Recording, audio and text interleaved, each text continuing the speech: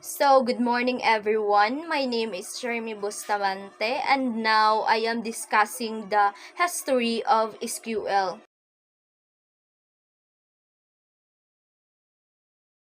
So, in 1960s, SQL origins can be tracked back to the early 1960s when researchers at IBM, including Edgar F. Codd, began working on the concept of the relational database model. This model laid the foundation for SQL. In 1970, Codd published a seminal paper outlining the relational model. So in early 1970s, System R, IBM developed an experimental database system called System R in the early 1970s, which introduced a precursor to SQL. This early system was known as SQL, or Structured English Query Language, which was later renamed SQL due to trademark issues. So, in 1974, first commercial database system is the first commercially available relational database management system, or RDBMS, called System 38 was released by IBM, and it featured SQL as its query language.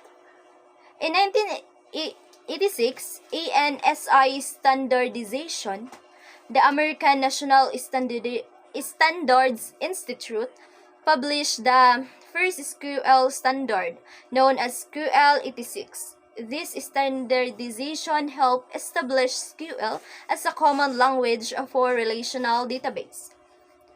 And SQL 89 and SQL 92. Subsequent standard, including SQL 89 and 92, introduced various features and improvements, making SQL a more powerful and widely adopted language. SQL 92, in a particular, included support for complex queries, joins, and subqueries. Good day, everyone. In continuation of what Ms. Cherry has discussed about the history of SQL, there is a database war.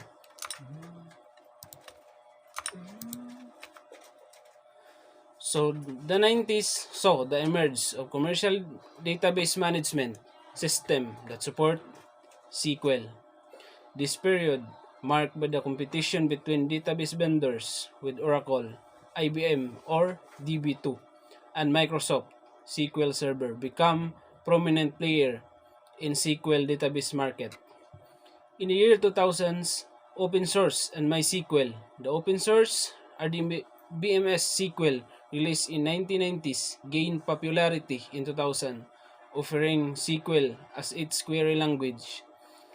This made SQL more accessible to a wider range of users. So SQL 1999 and beyond.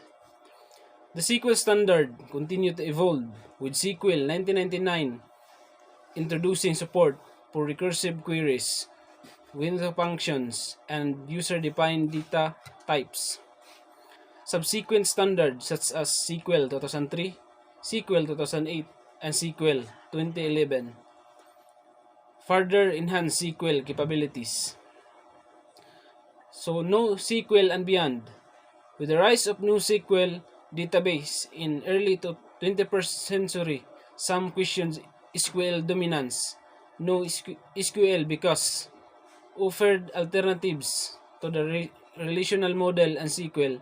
However, SQL maintained its importance, especially in traditional business application, big data and SQL. SQL adapted to handle big data. Technologies like Apache Hive, Apache Shark, and distributed databases like Hadoop incorporated SQL-like querying capabilities to bridge the gap between traditional and data processing. Today, SQL used in various databases system including traditional RDBMS, distributed databases, and cloud-based solution. These databases often extended SQL to handle large-scale and distributed computing environments. So in summary, SQL history is marked by its adaptability and continued relevance in the world of data management. Its standards have provided consistency and interoperability across different databases systems, making it a versatile tool for querying and manipulating data.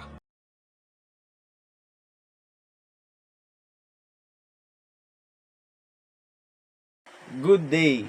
I am Valentino Babate Jr. And this is the Group 3. In this tutorial, we'll guide you through the process of installing Microsoft SQL Server on a Windows operating system and setting up SQL Server Management Studio or SSMS for database management. Step 1. Download SQL Server. Open your web browser and search for SQL Server download on your favorite search engine. Click on the official Microsoft website link where you can find SQL Server 2019 available for download. Choose the Express Edition, which is free and provides more features. Download the installer. So step 2. Run the installer with administrative privilege. Wait for the installation to complete approximately 10 minutes.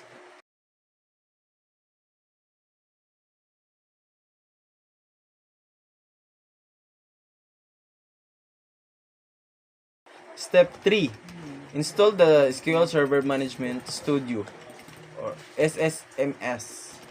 Visit the official Microsoft website or for SSMS. Download the SSMS installer.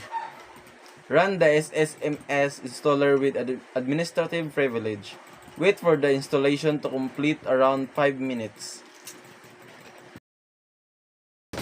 Good day everyone, I am Jason Caritan and this tutorial is about creating a database using SQL. This report provides a step-by-step guide on how to create database using SQL. It is a standard language for managing and manipulating relational database. The process involves choosing a database management and creating a new database and optional steps such as creating tables and inserting data. Step 1. Choose a database management system or DBMS and select a database management system to work with. Common choices include MySQL and SQL Server, SQLite, and Oracle. Step 2. Connect to the DBMS or database management system. Use a client software or command line tool provided by the chosen DBMS to establish a connection. Step 3. Create a new database. Using create database statement to create a new database, replace your database name with the desired database name. For example, create database, your database name.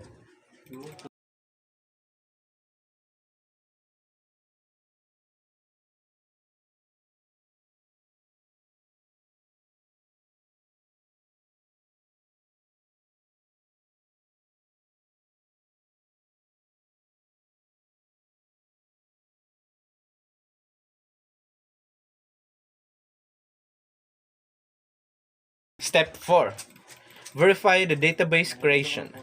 Execute the show database command to check if the database was successfully created. This command lists all the database in the DBMS. And then step 5. Additional configuration. This is only optional. Depending on your own specific requirements, configure the database further, such as setting, character, encoding, collation, or other options refers to the database system documentation for details. And then step 6. Create tables. And using create table statement to create tables in database defines columns and their data types.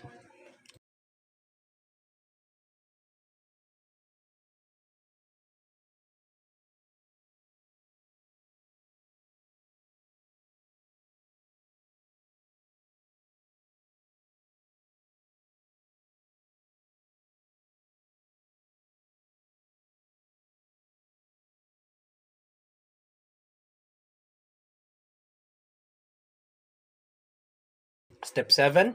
Insert data Insert data into the tables using the insert into statement. Provide values for each column.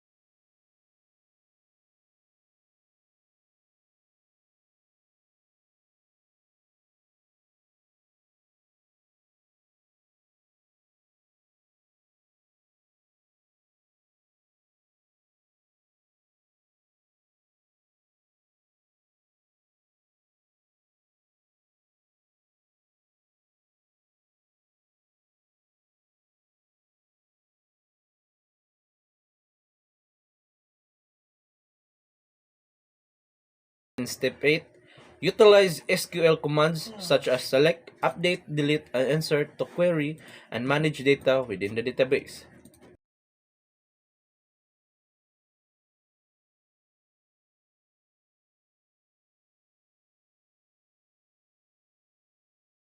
Creating a database using SQL involves selecting a DBMS, establishing a connection, and executing SQL commands to create the database and manage its contents. The process may also include creating tables and inserting data depending on your specific needs. Be sure to refer the documentation of your chosen DBMS for detailed information and any unique featured of requirements. This report will serve as a comprehensive guide for looking to create database using SQL. And that's all, and thank you.